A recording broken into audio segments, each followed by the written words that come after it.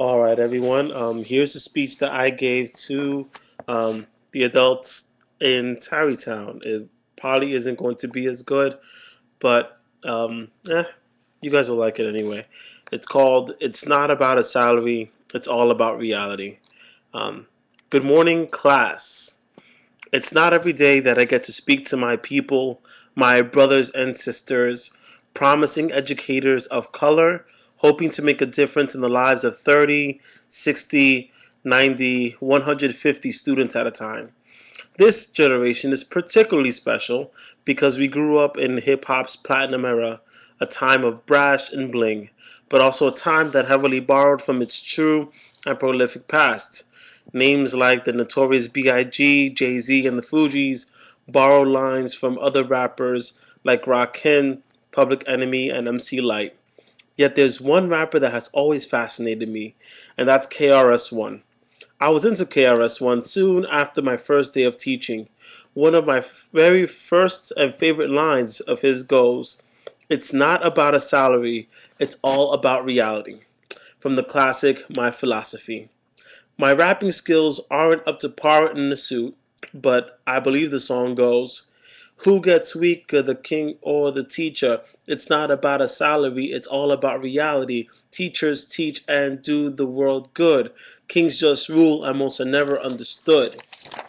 This is a rather sharp observation from a 22-year-old Lawrence Parker, an observation that at this point many of you have made today.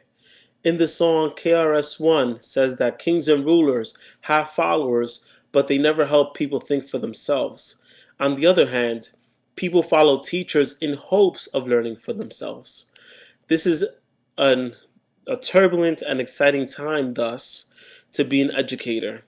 While the rest of the world has caught on to the idea that investing in education from the bottom up improves the entire system, many in this country believe that giving a teacher a piece of chalk and a smartboard and a cape will magically improve test scores for all kids. It's similar to giving a chef a pig in an apron and asking him to make a ham and cheese sandwich. So, what's a teacher to do without a pig? We do what the rappers of that era did. We develop a keen sense of our past and current realities and get to work on the promise of a new one. We mix, we sample, but we're creative and deliver a fresh perspective on sounds we always knew we were there. Let me share a couple of stories that I hope will resonate with you. Number one, never use your students' situations as excuses, but as an understanding of where you need to meet them. I had a student named Alex during my second year of teaching who some considered completely worthless. Alex was one of those kids who didn't have too many friends and didn't like to be bothered. He seemed nice, but then cursed up a storm whenever anyone teased him. Plus, Alex had a tendency to space out so often in class, I'd ask him his name to see if he remembered. He did, usually, but he had serious problems he didn't know how to work out through his own. So one day, I sat him down and asked him to stay with me during my small extended day period. During the first few sessions, he literally dragged his feet to get into my class. I didn't pull him by the hair, but he came in cursing and screaming still. After he realized how unimpressed I was by his antics, not only did his math grades go up, but so did the grades in the other classes too. I patted him on the back when he did well, gave him the teacher look when he didn't, called on him earlier in the lessons I taught him just to get him engaged, and kept him on track whenever he would space out. By the end, he raised his test scores and his self-confidence too. Right now, he's in the midst of getting ready for college, hoping to get on the dean's list instead of in the dean's office. Because of these shared cultural connections, teachers of color have an easier time identifying our students' real needs while helping them build confidence in their own intelligences. There's a lot to be said about the effects of poverty on our students as well. How will our students concentrate on homework when they don't have a home? How can our students focus on class when they barely get any sleep and come in their first period with hunger pains already? These are understandable. That's why we need you to move them to where you need them to be. Prepare yourself for the journey ahead. Move on. In order for our students to navigate the trail, the guide has to know the destination. 2.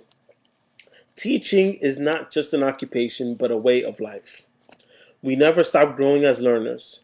In the century, we need to prepare our students for jobs that didn't exist 10 minutes ago, much less 10 years ago.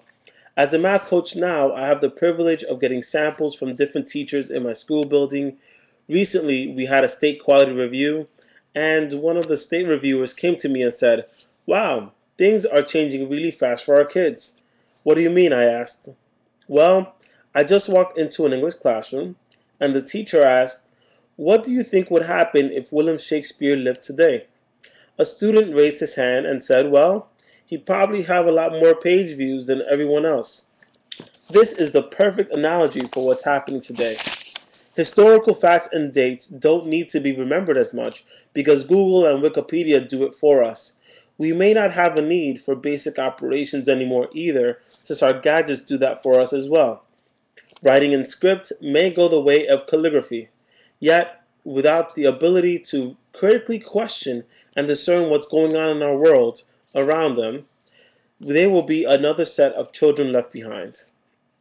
Recently, I co-authored a book entitled Teaching 2030, What We Must Do for Our Students and Our Public Schools Now and in the Future. In it, Dr. Barnett Barry and 12 of the most brilliant teachers in our country set our sights on a hopeful vision for our schools 5, 10, and 19 years from today. For us to truly prepare our students, we have to get the general public, including policymakers, to de-emphasize testing and re-emphasize student engagement and learning. We have to develop a presence in and out of the classroom, speaking up and speaking often about our experiences and how we can improve education as a collective voice. As teachers of color, we're also the product of a strong legacy of teachers who teach knowing what's at stake every time we walk into that classroom. It sounds like a ton of pressure, but it's the most glorious opportunity we can undertake. I'm not saying people from other cultures can't help us, but every student of color could use a role model. And if that role model just happens to be us, then why not? This is probably the most perfect situation there could be. We have high expectations for the students sitting in front of us because we were once them.